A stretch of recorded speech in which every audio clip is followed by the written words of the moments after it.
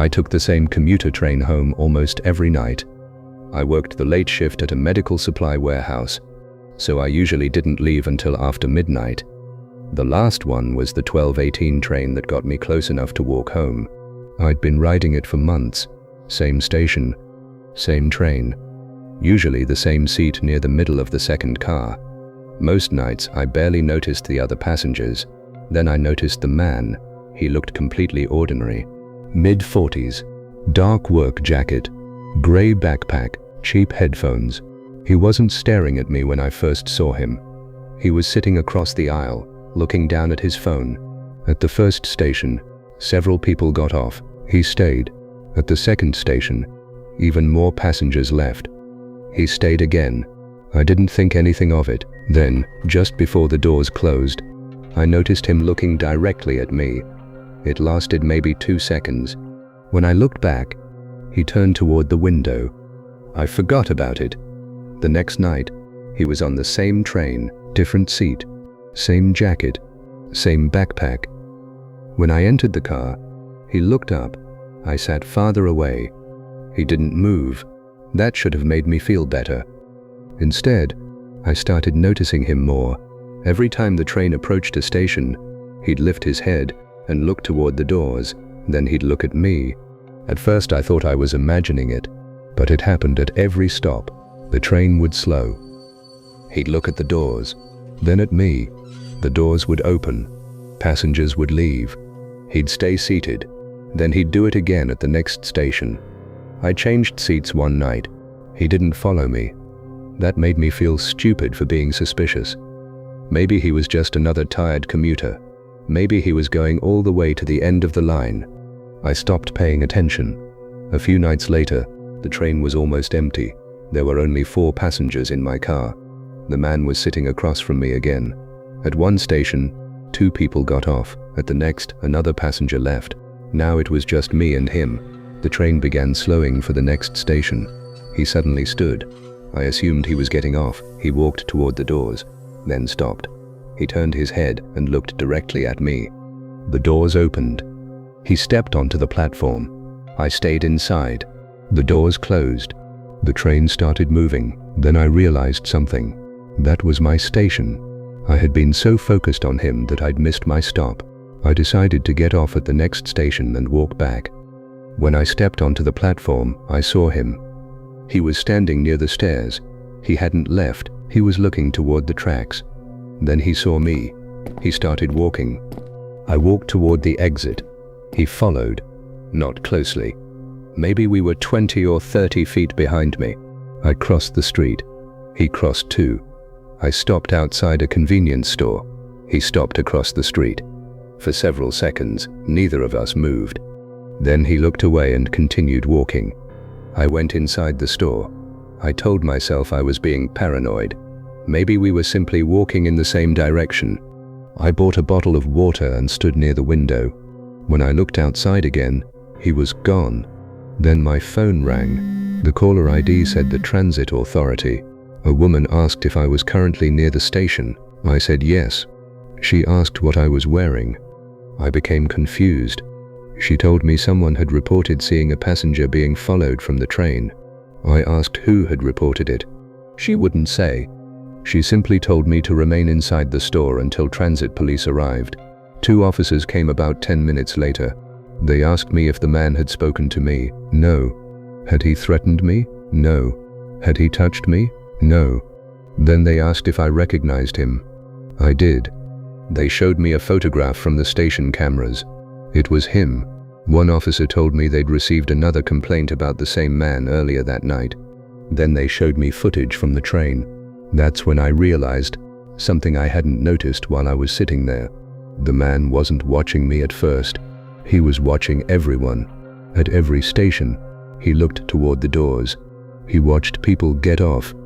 He watched which passengers were alone. He watched where they walked after leaving the station. Then, as the train became emptier, his attention shifted to me. The officer explained that this was why the transit authority had contacted me. Another passenger had noticed the same behavior and reported it. The man wasn't necessarily following one specific person. He appeared to be watching for people who traveled alone. I asked what he wanted. The officer said they didn't know. They couldn't arrest someone simply for watching passengers, but they had enough complaints to flag him. I stopped taking that train after that. I changed my schedule and started getting rides home. For several weeks, nothing happened. Then a transit investigator called me. They had reviewed additional security footage from my station. He wanted to show me something. The footage was from 3 weeks before I'd ever noticed the man. He was standing outside the station, not on the platform, across the street, watching people leave. The investigator paused the video. Then he zoomed in. The man wasn't watching the station entrance. He was watching the residential street behind it, the street that led directly toward my apartment. I felt sick. I asked how long he'd been doing that. The investigator couldn't tell me, but he said the man had appeared on several different nights, always around the time my train arrived. I'd spent months thinking the strange part was that he followed me. I was wrong. He hadn't needed to follow me. He had been watching my routine. He knew which train I took. He knew which station I used. He knew I walked home alone.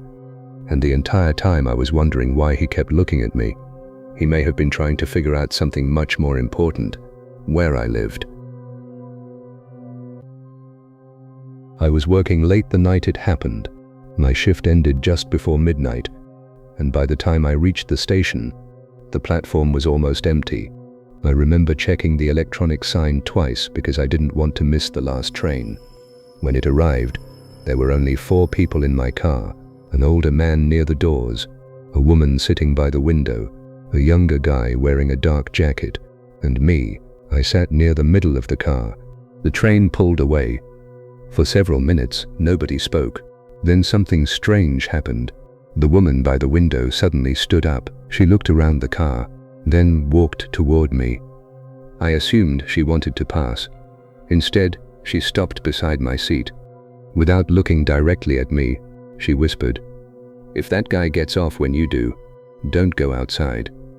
I looked at her. "What?" She glanced toward the other end of the car. The man in the dark jacket was sitting alone. He was looking in our direction. The woman sat down beside me.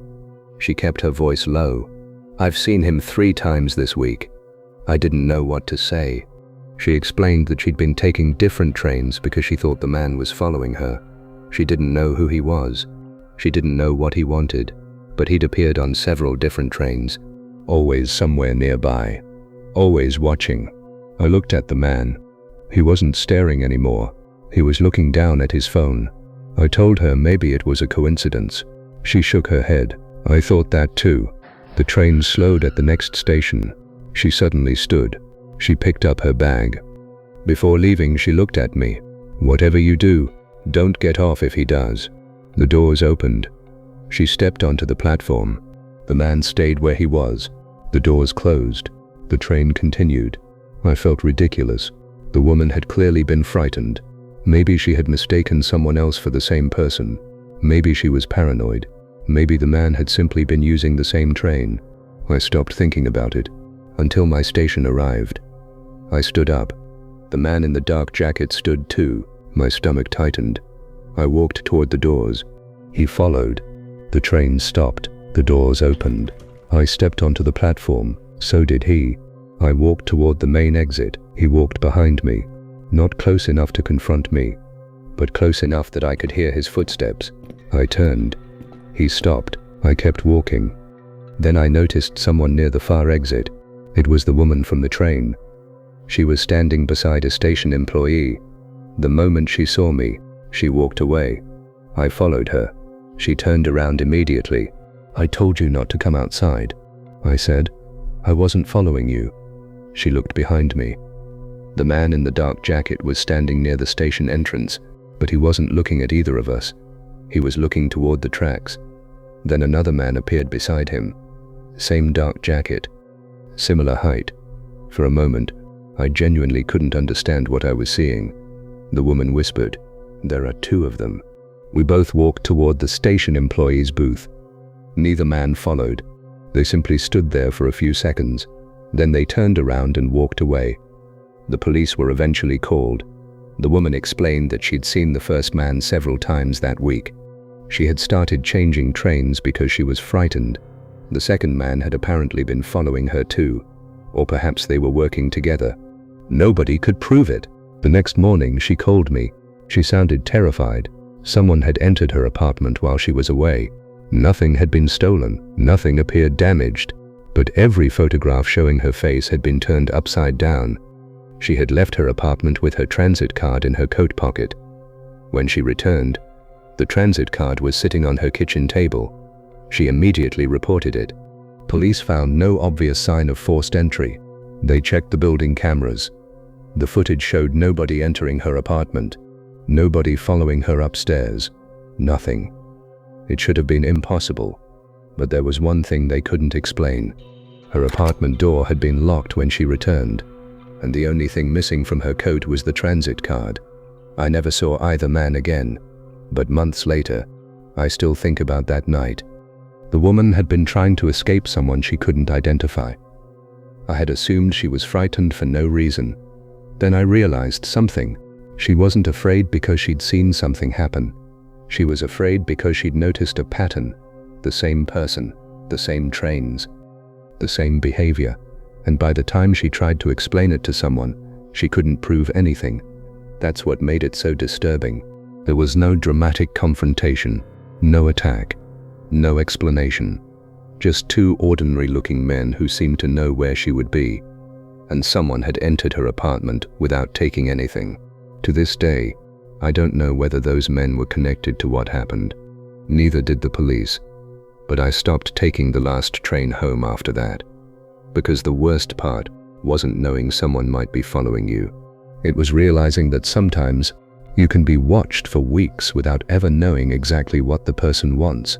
And by the time you finally notice, they may already know far more about your routine than you know about them.